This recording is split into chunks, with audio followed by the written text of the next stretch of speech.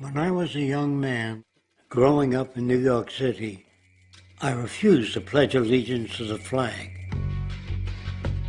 Of course, I was sent to the principal's office, and he asked me, "Why don't you want to pledge allegiance? Everybody does." I said, "Everybody once believed the earth was flat, but that doesn't make it so."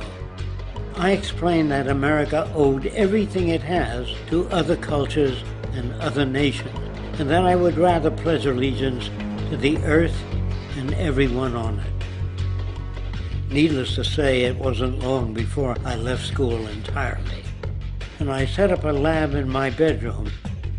There I began to learn about science and nature. I realized then that the universe is governed by laws, and that the human being, along with society itself, was not exempt from these laws. Then came the crash of 1929, which began what we now call the Great Depression. I found it difficult to understand why millions were out of work, homeless, starving, while all the factories were sitting there. The resources were unchanged.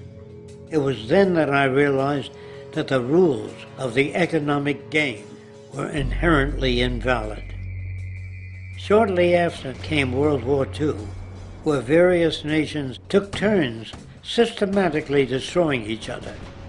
I later calculated that all the destruction and wasted resources spent on that war could have easily provided for every human need on the planet.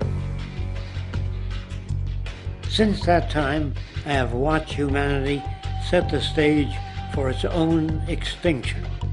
I have watched as the precious finite resources are perpetually wasted and destroyed in the name of profit and free markets.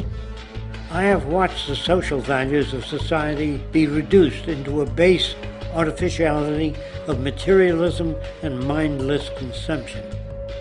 And I have watched as the monetary powers control the political structure of supposedly free societies.